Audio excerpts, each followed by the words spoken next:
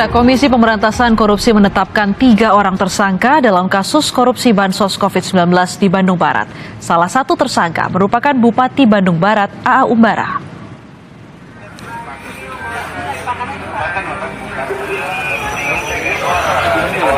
Bupati Bandung Barat, A.A. Umbara ditetapkan sebagai tersangka korupsi Bansos bersama 2 orang lainnya.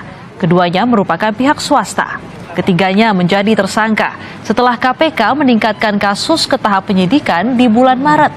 Sebelumnya, penyidik KPK juga telah melakukan penggeledahan ke rumah Bupati Bandung Barat, A.A. Umbara, di wilayah Lembang pada pertengahan Maret.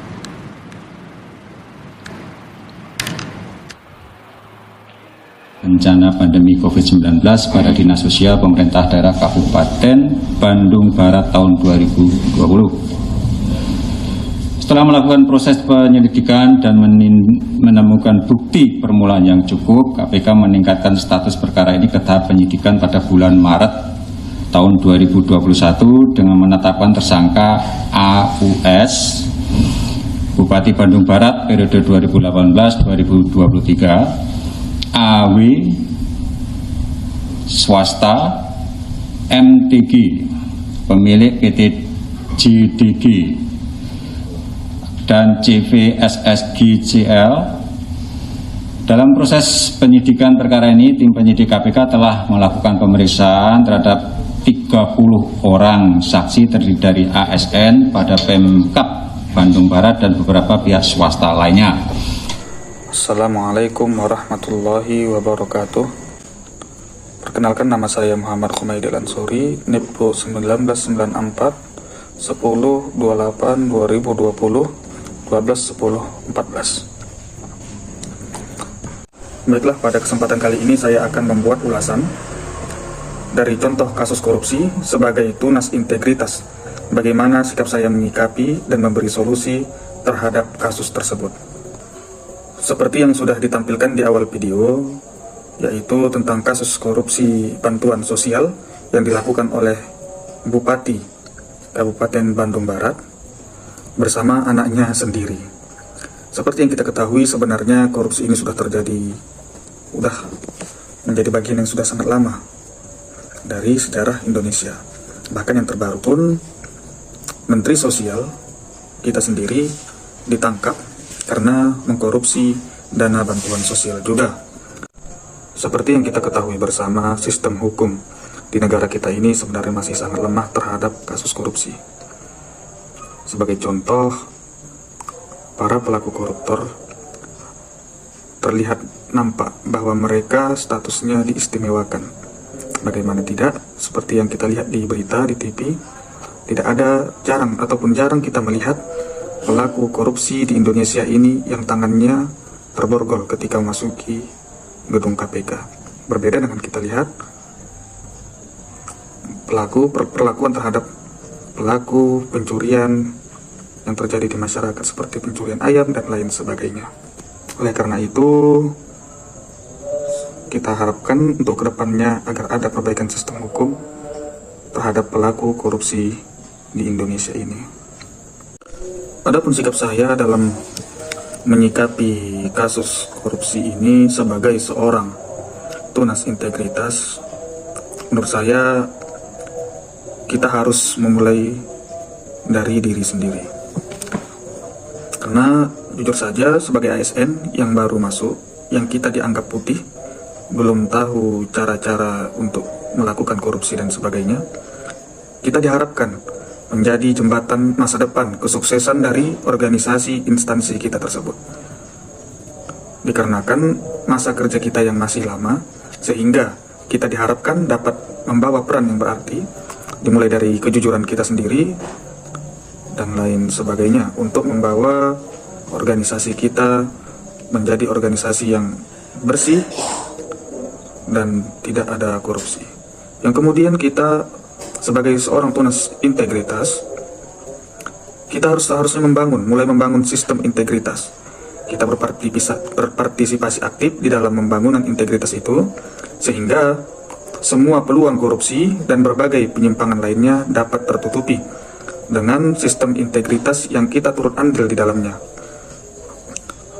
Yang pada akhirnya hal ini akan turut mempengaruhi orang lain, khususnya mitra kerja kita, secara langsung ataupun tidak langsung, menjadi sadar untuk mulai berintegritas tinggi terhadap organisasinya, berperilaku bersih, dan tidak ada melakukan korupsi ke depannya, mudah-mudahan.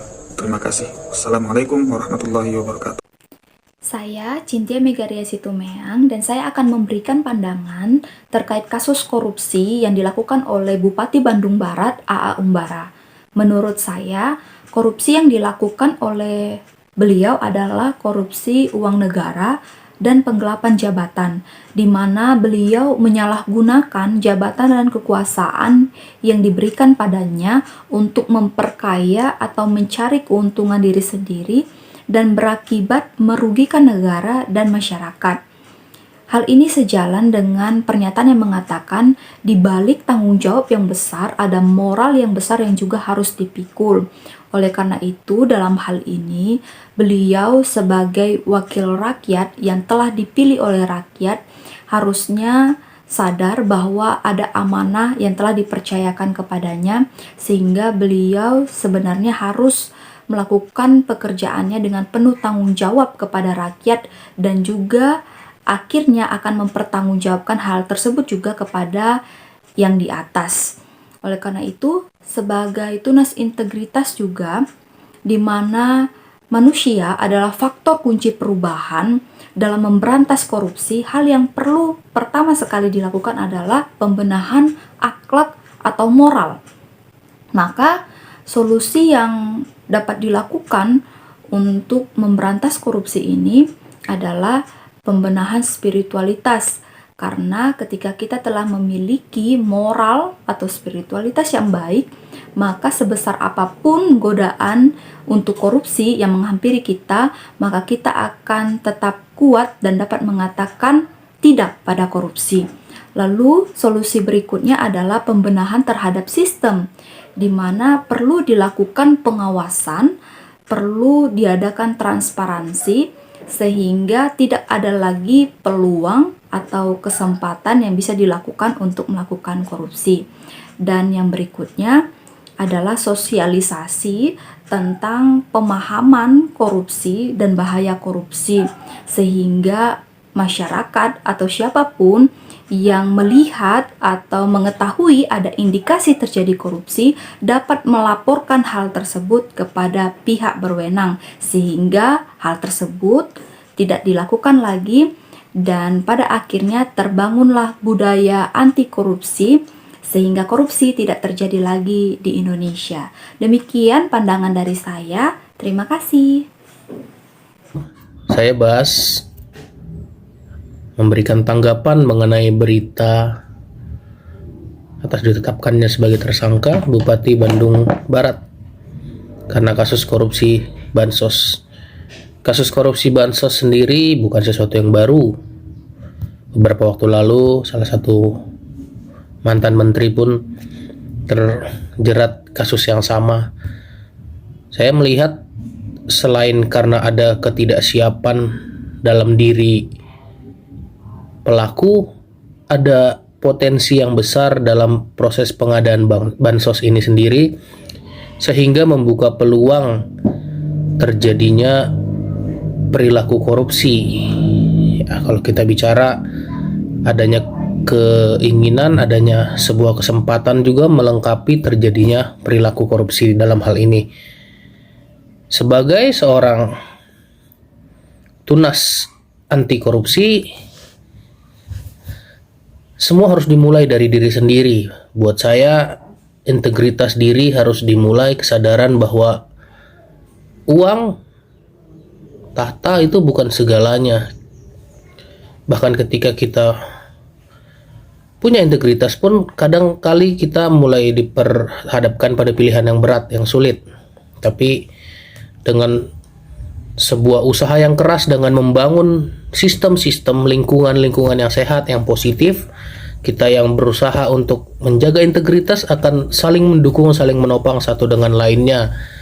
Melalui hal ini pun akan terjadi sebuah sistem pemerintahan, sistem birokrasi yang sama-sama positif dan saling menjaga supaya tidak terjadi kesempatan-kesempatan orang-orang di dalamnya untuk melakukan tindakan korupsi.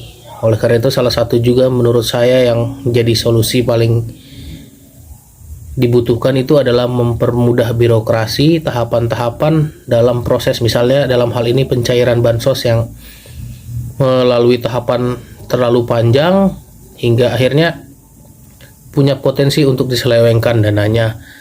Juga terus pendidikan spiritual, pendidikan etika dan moral, pelatihan-pelatihan bagi setiap orang yang berpotensi.